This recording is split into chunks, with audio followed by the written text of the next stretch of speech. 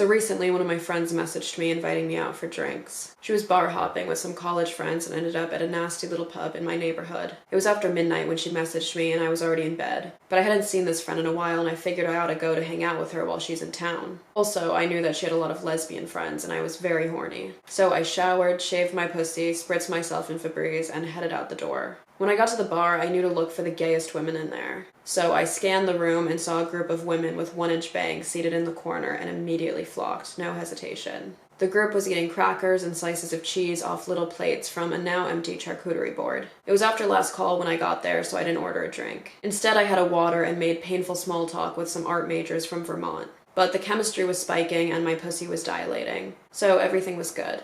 Then the waitress walks over and asks the table if we want to split the check on the charcuterie board. Everybody nods, but me. Not only did I not nod, but my face warped into that of an animal faced with a barreling truck. You see, I did not have any of the charcuterie board. Not only was I not part of the charcuterie board ordering decision, but by the time I got there, everyone had already divvied up the board and was eating it. But I say nothing. So the waitress deals out the split checks. I look down at the $6 bill in front of me and feel absolutely gutted.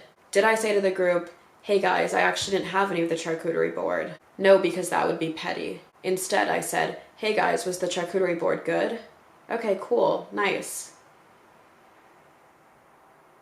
To be passive-aggressive.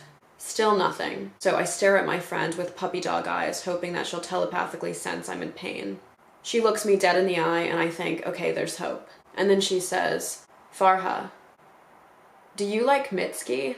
And then the whole group starts roaring about Mitski. And I thought, what a fucking genius. She knew bringing up Mitski in a group full of lesbians would change the conversation topic like that. Listen, it might sound irrational, but it ruined my night. And I even did get gay head that night, but it was extremely difficult to come while thinking about the charcuterie board incident. Don't get me wrong though, I did come. Twice. I'm what you might call a cheap bitch. Rent aside, I budget myself $20 a week to spend. And every day I'm inundated with TikTok content villainizing the stingy friend. Fuck broke bitches, keep your cheap ass at home, don't go out if you're too stingy to split the check. No, you don't go out if you're too much of a cowardly twat to ask the waitress to print individual bills. Oh, but think about how much work it is for the waitress. She doesn't have to call the Federal Reserve, she presses a button and the check splits. I waitressed for years, I promise you guys, it's just a button. What pisses me off the most is when my guy friends nag me for wanting individual checks. They'll be like, "Come on, don't you think that's a little uncomfortable for the waitress?" And I'm like, uncomfortable for the waitress? You just told her she has great legs. I'm sorry, but I didn't order the cheapest thing off the menu to go splitsies on your lava cake. I feel like this is an unnecessarily controversial opinion, to pay for what you order. On another note, I'm sick of every social interaction revolving around money. It's Kayla's birthday coming up, let's all chip in and get her a Birkin. No. Kayla gets an Instagram story post with 8 photos max in which I look better than her in all of them. Where are we going for spring break, girlies? Kayla, your mom is in rehab. Go home for spring break. Let's get lunch. Let's acknowledge that our friendship is a facade.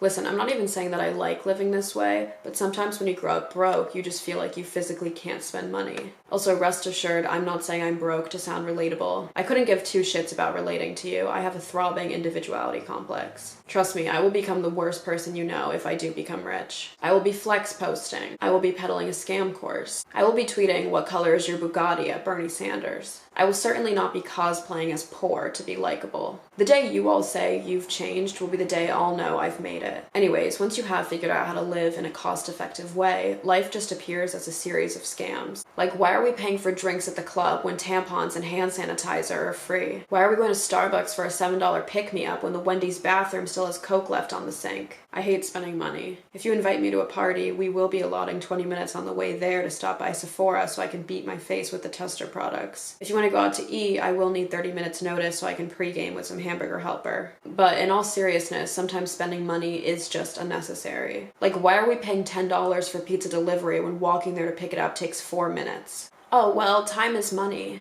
Is it?